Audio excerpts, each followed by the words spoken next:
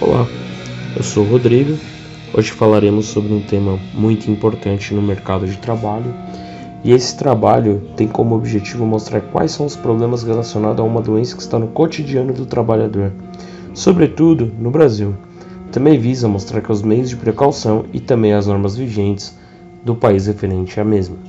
Hoje nós iremos falar sobre a LER, lesão por esforço repetitivo. O que é? A LER é uma lesão de esforço repetitivo, CID-10-X50, que é seu nome técnico, e é uma lesão causada pelo desempenho de atividade repetitiva contínua, como tocar piano, dirigir caminhões, fazer crochê, digitação e etc. Essa lesão ela é muito fácil de ser encontrada, principalmente quem faz trabalhos repetitivos, como dentro de uma indústria. Também é conhecida pela sigla LER. Está relacionada com a atividade de pessoas e que em alguns casos pode ser entendida como uma doença ocupacional, ocorrendo sempre que houver uma incompatibilidade entre seus requisitos físicos da atividade ou tarefa e a capacidade física do ser humano. Essas doenças afetam principalmente os músculos, tendões, nervos e membros superiores por conta da sobrecarga de músculos, nervos, tendões dos membros superiores principalmente, devido à sobrecarga. Como consequência, a dor e inflamação, podendo limitar os movimentos do paciente e impedir que ele tenha movimentos que antes eram habituais, como por exemplo, sentar em posição errada. Mas LER e tendinite são a mesma coisa? A LER não é propriamente uma doença em si, mas sim uma síndrome que pode agrupar diversas doenças, como a tendinite, a tensonicite, bursite, epicondilite, dedo de engatilho, síndrome de desfiladeiro torácico, síndrome de pronador redondo e mialgias. A tendinite ela pode ser um exemplo dessa LER, e no caso ela é considerada uma fatalidade em si, um acidente resultante de práticas ou hábitos do corpo, que podem ser evitados por meio de algumas ações simples. Antes, vamos falar um pouquinho sobre um pouco da LER e suas precauções. Para pessoas que trabalham com atividades repetitivas, é preciso que a cada 25 minutos mais ou menos façam pausas de 5 minutos de descanso, e a cada hora de trabalho saia da cadeira e se movimente, por exemplo. A LER no Brasil.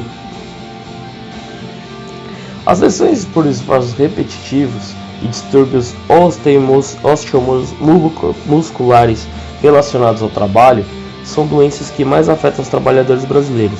A constatação é do Estudo de Saúde Brasil de 2008 do Ministério da Saúde.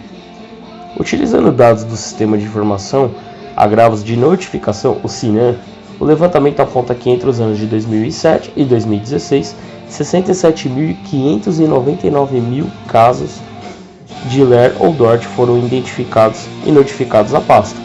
Nesse período, o total de registros cresceu 184%, passando de 3.212 casos em 2007 para 9.122 em 2016. Tanto no volume quanto no aumento dos casos nesse período sinalizam um alerta em relação à saúde dos trabalhadores. A legislação foi implementada para que dessa maneira os casos de LER possam ser reduzidos.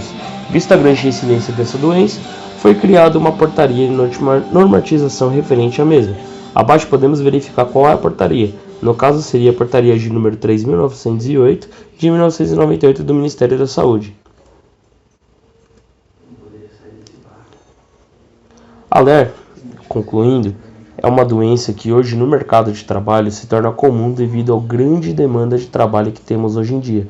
Porém, é algo que conseguimos controlar, cuidar e fazer com que se torne menos forte com as precauções tomadas como as encontradas nesse artigo.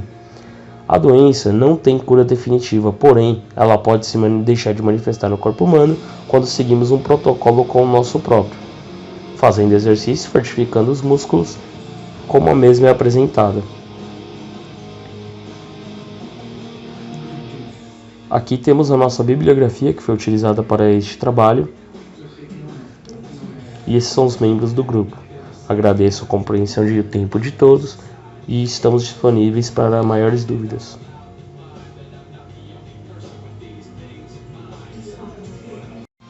para finalizar, nós vamos ver alguns vídeos que nos vão deixar melhor com respeito à LER. Eles vão dar alguns exemplos de como fazer para prevenir e como fazer para se contrair, para se adquirir, infelizmente, essa doença ocupacional que é a LER.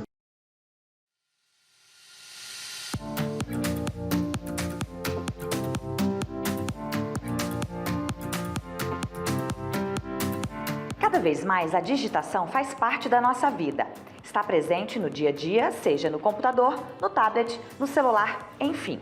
A gente trabalha muito tempo sentado, se comunica e usa, portanto, mais essas teclas. Todas essas atividades que eu acabei de falar podem causar lesão por esforço repetitivo, doença conhecida como LER. Na verdade, LER é um grupo de doenças que envolvem essa lesão. Doenças pela LER são as doenças musculares, tendinites, sinovites, bursites. Então essas lesões por esforço repetitivo, elas são doenças musculares, principalmente afetam a região lombar. Então quando sentir qualquer sintoma, procurar um médico para que seja diagnosticado. Mas fica tranquilo, essas lesões podem ser evitadas bem aqui, no seu local de trabalho ou de estudo. Com alguns exercícios simples, feitos durante o período de trabalho, você pode evitar a LER. Se liga nas dicas de exercícios com um profissional. Então, algumas dicas para prevenir a LER. A primeira é, procura caminhar a cada 30 minutos para tirar a atenção do computador. 2, tomar bastante água. 3, identificar qualquer sinal de sensibilidade ou formigamento. E 4, a qualquer sinal de dor, procurar um aconselhamento médico. Viu só quanta dica importante e simples dá para fazer? São exercícios de alongamento práticos que podem fazer toda a diferença na sua saúde. Eu vou já começar a praticar. Afinal de contas, a prevenção é o melhor remédio, né?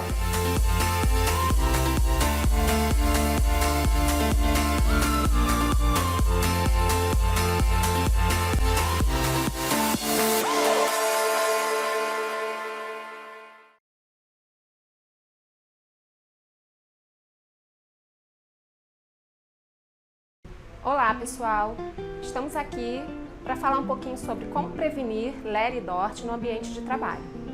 Isso porque dia 28/2 é considerado o Dia Mundial de Combate à LER e DORT. Para isso, nós vamos dar orientações práticas, básicas, de como ajustar o seu posto de trabalho às suas características pessoais. Vamos começar então ajustando a altura da cadeira em relação à mesa, já que a mesa não possui ajuste de altura. Para isso a gente tem que considerar a angulação do cotovelo. Essa angulação deve ficar em torno de 90 graus. Dessa forma, evitando flexão, extensão de punho e elevação dos ombros. Outra coisa que a gente deve observar é a altura do braço da cadeira. O braço deve ser utilizado somente no horário de repouso. E, principalmente, ele não pode prejudicar a aproximação da cadeira em relação à mesa.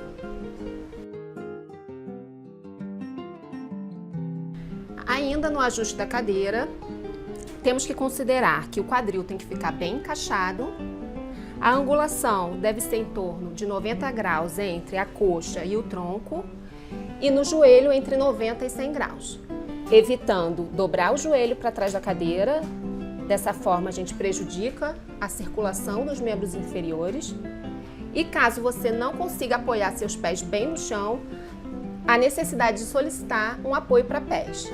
O apoio do pé no chão é fundamental para o conforto da coluna lombar.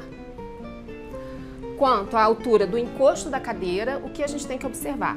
As cadeiras têm uma curvatura e essa curvatura é própria para apoiar a lombar, mantendo dessa forma a curvatura fisiológica da coluna.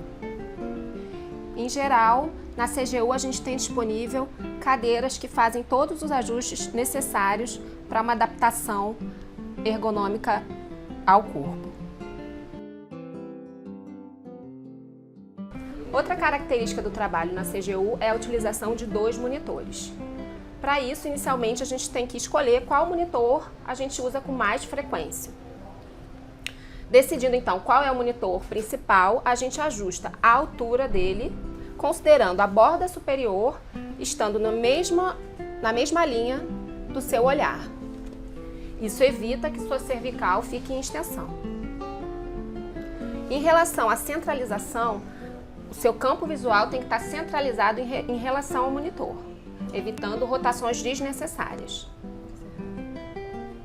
A distância ideal é a de um braço esticado. Em relação ao monitor de apoio, devemos considerar a mesma altura em relação ao principal, que ele tenha uma discreta angulação e que ele esteja o mais próximo possível do monitor principal. Em relação à utilização do mouse, o que a gente tem que verificar é o alinhamento do punho. Ou seja, o punho não pode estar nem em flexão, nem em extensão e nem desviado para o lado. E que esse mouse esteja o mais próximo possível do teclado. Uma dica importante também é a gente fazer alternância de postura. Por mais que a gente ajuste a postura adequadamente, ficar 8 horas trabalhando é prejudicial. Então, levantar, caminhar pela sala é uma boa dica. Finalizando, eu sugiro que vocês leiam a matéria na íntegra e estamos à disposição aqui na Qualidade de Vida para receber suas dúvidas. Obrigada. Então aqui finalizamos a nossa apresentação. Estamos disponíveis para tirarem suas dúvidas. Também vamos lançar um documentozinho com perguntas e respostas para facilitar para os estudos. Obrigado e até lá.